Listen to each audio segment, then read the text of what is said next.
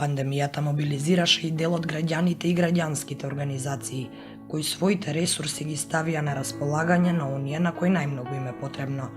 Хумани донации пристигнуваат од сите страни, но тие не можат да помогнат на долг рок. Сепак, за болните, изнемоштените и лицата во изолација, повремената помош е неопходна. Црвен крст е првата организација која направи мобилни тимови за помош. Ало, добар ден, Црвен крст центар. Во ред, ќе ми треба вашето име и презиме.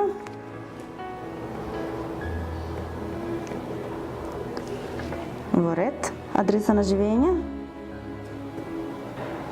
Во ред, значи изолација не, самоизолација не.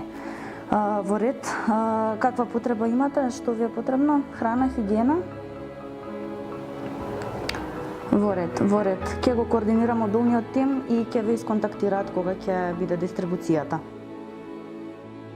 Волонтерите одиграа важна улога во секојдневието на оние кои не можат да ги напуштат своите домови. Ало, здраво, Драгана, Слободан овдека.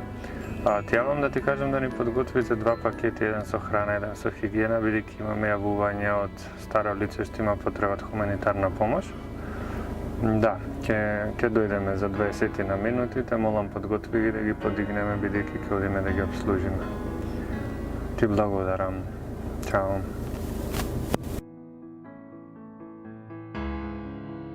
Мерките и препораките во ситуацијава со COVID вирусот дополнително им ги отежнуваат секојдневните активности кои што нели и онака не се лесни да ги реализираат. Генерално можам да кажам дека има голема благодарност од страна на лицата кои што се јавуваат да бидат асистирани, бидејќи она што самите го имаат кажано е убаво што се досетивте за една ваква активност, бидејќи не само во ситуација на корона и надвор од корона има лица кои што нели се сами пред најчесто се во ризик, секако се ранливи дел од социјални групи на лица, каде што социјално загрозени групи на лица, каде што било каква асистенција добредојдена, посебно сега кога нели има дополнителни мерки, истите спаѓаат во оние ризични групи на лица. Но можам да кажем пријатно изненадени и благодарност од многу лица кои што се обслужени, нели, иако немаат обврска, бидејќи сепак тоа е наша работа.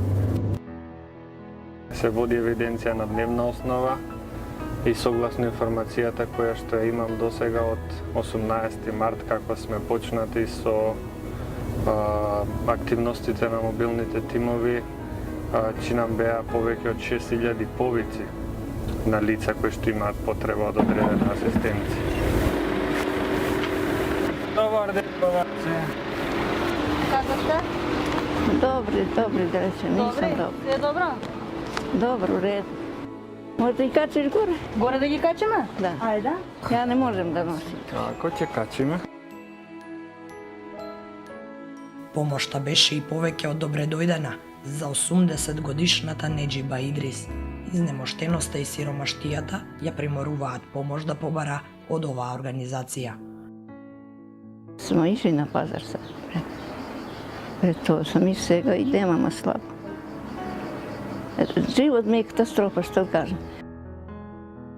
Единствената помош која ја добива е од волонтерите на Црвениот крст. Државните мерки за помош не стигнале до неа.